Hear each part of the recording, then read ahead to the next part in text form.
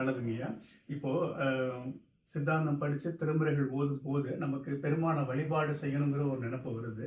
அப்ப நம்ம வழிபாடு செய்யும். அப்படி செய்யும்போது இந்த சைவ அனுஷ்டானம் எடுத்து செய்யணுங்கிறது ஒரு நெறியா இருக்குது. அப்படி இருக்குன்னா எந்த வயதுல அதை செய்ய ஆரம்பிக்கலாம் அப்படிங்கிற நண்பர்களே, இந்த திருமுறை ஓதுகிற பொழுதும் சாஸ்திரம் படிக்கிற பொழுதும் இறைவனை கும்பிடணுங்கிற ஒரு எண்ணம் வருதுன்னு சொன்னீங்க. பொதுவா நாம் ஏன் கடவுளை கும்பிட வேண்டும் என்று ஒரு கேள்வி கட்டாயம் எல்லார் மனசுக்குள்ளேயும் வரும். நாம ஏன் வீடு கட்டணும்? பதில் தெரியும். நாம ஏன் சட்டை போடணும்? பதில் தெரியும். நாம ஏன் சாப்பிடணும்? பதில் தெரியும். ஸோ இதெல்லாம் நமக்கு இன்றியமையாத பொருள்.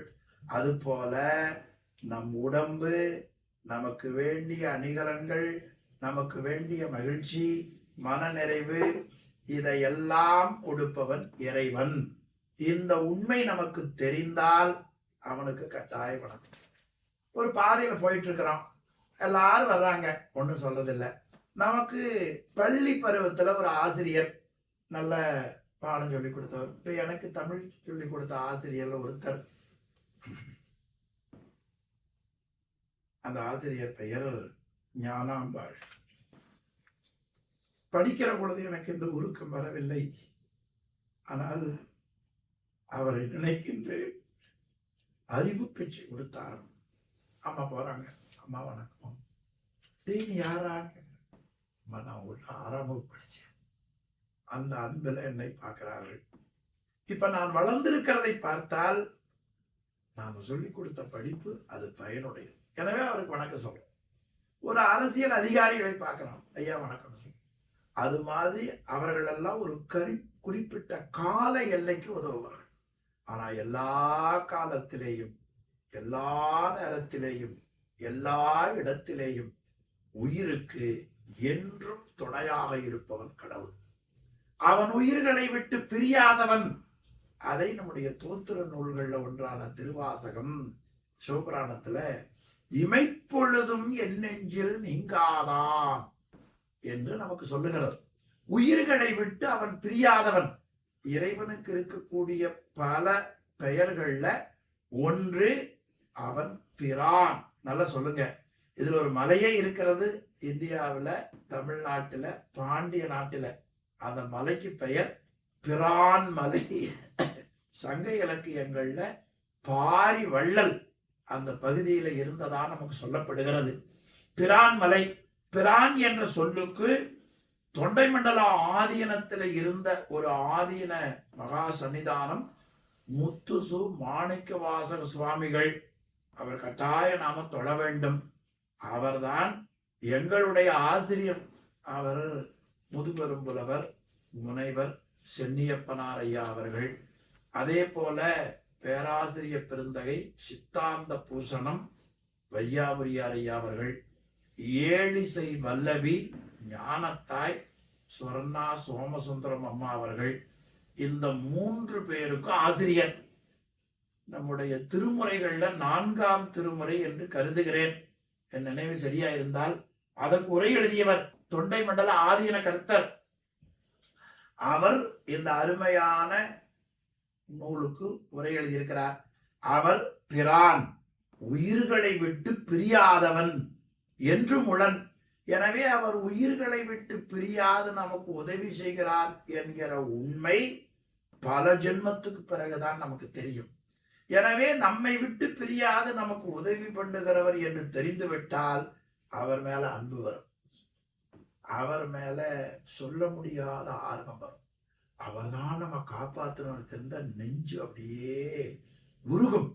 எனவே இறைவனை ஏன் வணங்க வேண்டும் என்று திருவள்ளுவர் தான் காட்டுகிறார். திருவள்ளுவர் அருளிய நூல் உலகமறிந்த நூல்.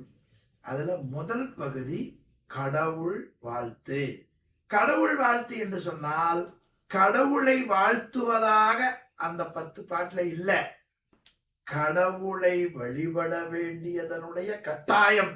இப்ப எல்லாரும் கட்டாயம்னு சொல்லி பயன்படுத்திட்டோம். தமிழ்ல அந்த கட்டாயத்துக்கு என்ன பழைய சொல் தெரியுமா? இன்றியமையாமை. நல்ல சொல்லுங்க. அது வழக்குல இப்ப கொஞ்சம் குறைஞ்சிட்டு வருது. இன்றியமையாமை. கடவுளை வழிபடுவதன் இன்றியமையாமை என்று நமக்கு காட்டுகிறார். இது பரிமேலழகர் இதனால் கடவுள் வழிபாட்டின் இன்றியமையாமை கூற பெற்றது என்று உரை எழுதுவார். உங்க எல்லாருக்கும் தெரியும். எனவே கடவுளை ஏன் வணங்க வேண்டும்? அவருடைய கருணையில் தான் இவையெல்லாம் நமக்கு கிடைத்தது. ஆனா நாம் அதை மறந்து விடுகிறோம். பொதுவா நமக்கு என்ன குணம்னு கேட்டீங்கன்னா, நான் சொல்றேன் பாருங்களேன், கேட்கிற உங்களுக்கு அப்படித்தான். நான் பாருங்க, ஒருத்தர் செய்த உதவியை என்னுடைய அறிவு மறந்து விடுகிறது. ஒருத்தர் செய்த தீமையை நான் நல்லா ஞாபகம் வச்சுக்கிறேன். நான் அறிவாளி என்று சொல்லிக் கொண்டிருக்கிறேன். நான் என்னுடைய அறிவு என்பது எது? அறிவு என்ன செய்யும்? அறிதலால் அறிவு. அதை பற்றி ஒரு பெரிய விளக்கமாக சுருங்கிய அளவில் அறிவு உடைமை என்ற பகுதியில வள்ளுவர் காட்டுகிறார். அறிவால் என்ன பயன்? நமக்கு வரக்கூடிய துன்பத்தை பாதுகாத்து கொள்ளக்கூடிய அறிவு இருக்கும். இப்போ ஒரு பெரிய பொருள் மேலிருந்து கீழே விழுகிறது, நான் அதை பார்த்துட்டேன், உடனே என்ன பண்ணுவேன்? அது விழுந்தா விழுந்துட்டு போட்டு நிப்பனா? எட்டி பூச்சி வெளியில போயிருவேன். இதுதான் அறிவுங்க. அறிவே அற்றம் காக்கும் கருவி. அறிவே அற்றம் காக்கும் கருவி. அது ஒரு டூல்ஸ், அது ஒரு ஆயுதம், உன்னுடைய வாழ்க்கையில அந்த தெளிவை கொடுப்பது. எனவே அறிவே அற்றம் காக்கும் கருவி. மேலும் ஒரு அழுத்தி சொல்லுகிறார், செருவார்க்கும் உள்ளழிக்கலாக அரண். ஒரு பகைவர் ஒரு நாட்டுக்குள்ள வராமல் இருப்பதற்கு மதில் சுவர் எப்படி பாதுகாப்போ, உன்னுடைய வாழ்க்கையில் எந்த துன்பத்திற்கும் நீ ஆளாகாமல் உன்னை பாதுகாக்கிற ஒரு அரண், மதில் சுவர் போல அறிவு.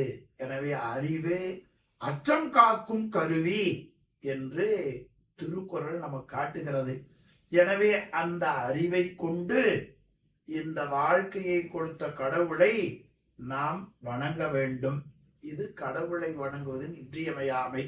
இந்த அறிவில் பார்த்தால் ஒருத்தர் செய்த தீமையை நாம் நினைவில் வைத்துக் கொள்ளுகிறோம், ஒருத்தர் செய்த நன்மையை மறந்து விடுகிறோம்.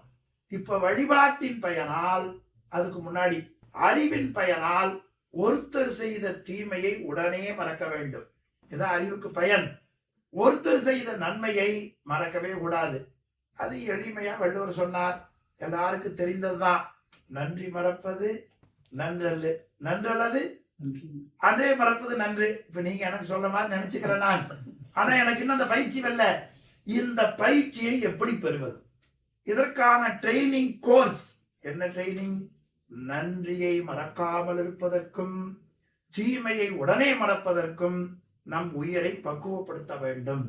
அப்படி பக்குவப்படுத்துவதற்கு என்று சில நெறிகள் வைத்தார்கள். அந்த நெறிகள்ல ஒன்றுதான் தினந்தோறும் கடைபிடிப்பது. அது கடைபிடிப்பது என்பது வட சொல்ல அனுஷ்டானம். அனுஷ்டானம்னா கடைபிடிப்பது. ஒரு வீடு தினமும் கூட்டணும், கழிவு பொருள்கள் தினமும் தூய்மைப்படுத்தணும், கையை தினமும் கழுவிப்படுத்தணும், பல்லு தினமும் விளக்கணும். விளங்குறதுக்காக சொல்லுகிறேன், இது செய்கிறோம். அது மாதிரி புறம் தூய்மை பார்த்திடலாம். உள்ளே இருக்கிற அகந்தூய்மை எப்படி செய்வது? இந்த அகத்தை தூய்மை செய்வதற்கு உரிய மந்திர பொருள்தான் அஞ்செழுத்து மந்திரம். அந்த அஞ்செழுத்து மந்திரம் சொல்லுபவனை தூய்மை செய்து விடும் என்று நம்முடைய நூல்கள் சொல்லுகின்றன. இது வேதமும் சொல்லுகிறது, ஆகமும் சொல்லுகிறது, உபநிடதம் சொல்லுகிறது, திருமுறை சொல்லுகிறது. நீங்க வேத கருத்து வேற, திருமுறை கருத்து வேற என்று ஒருபோதும் எண்ணக்கூடாது.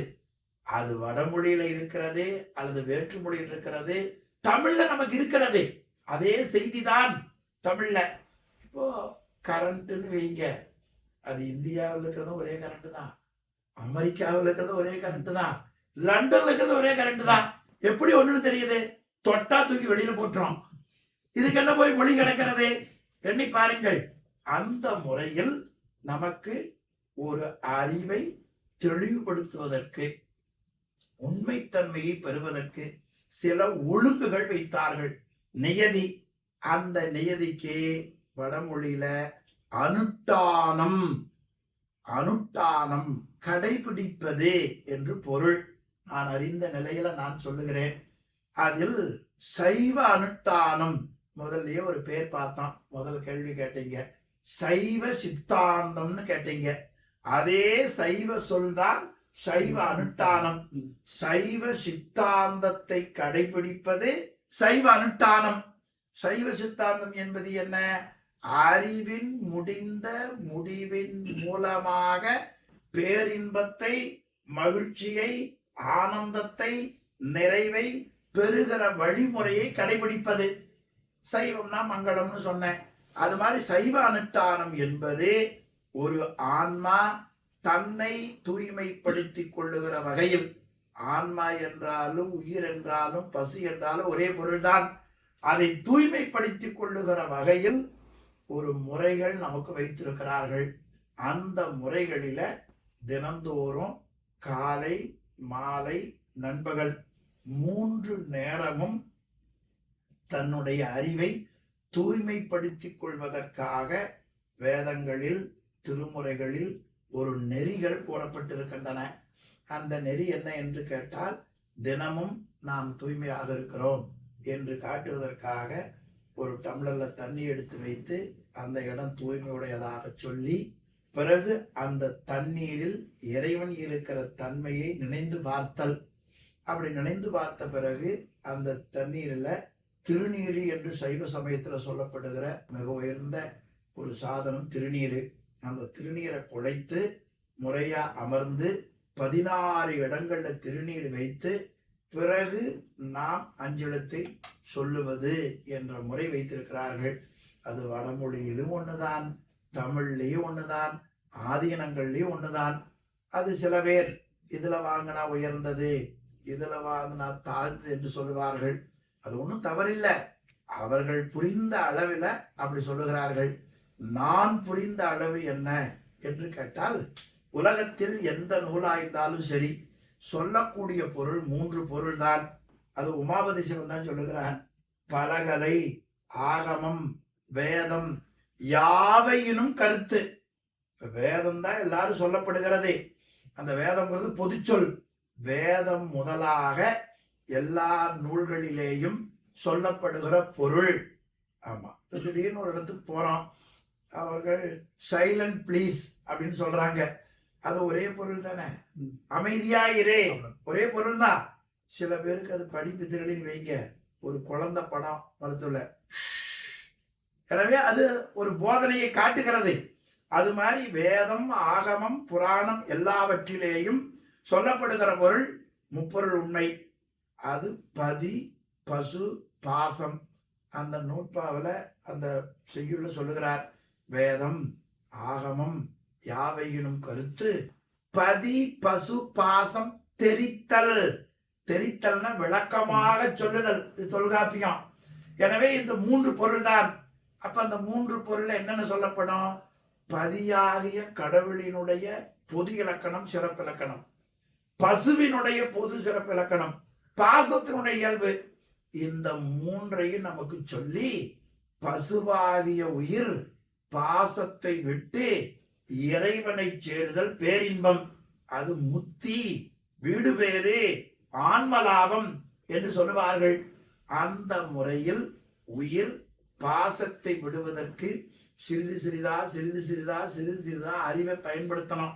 அது இன்னைக்கு மெத்தேல சொன்னா, கையில இப்படி கை வராம போயிடுச்சுன்னா பிசியோதெரபி செய்து தினமும் தினமும் தினமும் தினமும் இப்படி பார்த்து இப்படி நேற்ற மாதிரி நன்றிய மறக்கிற பண்பையும், நன்றிய நன்மையல்லாதவைகளை மறக்காமக்கிற பண்பையும் சிறிது சிறிதாக பயிற்சி செய்து அறிவை ஒழுங்குபடுத்துதல், நன்மையை பெறுவதற்கு தகுதியாக்குதல், இது அந்தந்த ஆன்மாவுக்கு செய்யப்படுவது. எனவே சைவ அனுஷ்டானம் என்பது செய்பவனுடைய அறிவை ஒழுங்குபடுத்துவதற்கு, தெளிவுபடுத்துவதற்காக கடைபிடிக்கக்கூடிய ஞான நெறி. சிறப்பு. இப்போது எந்த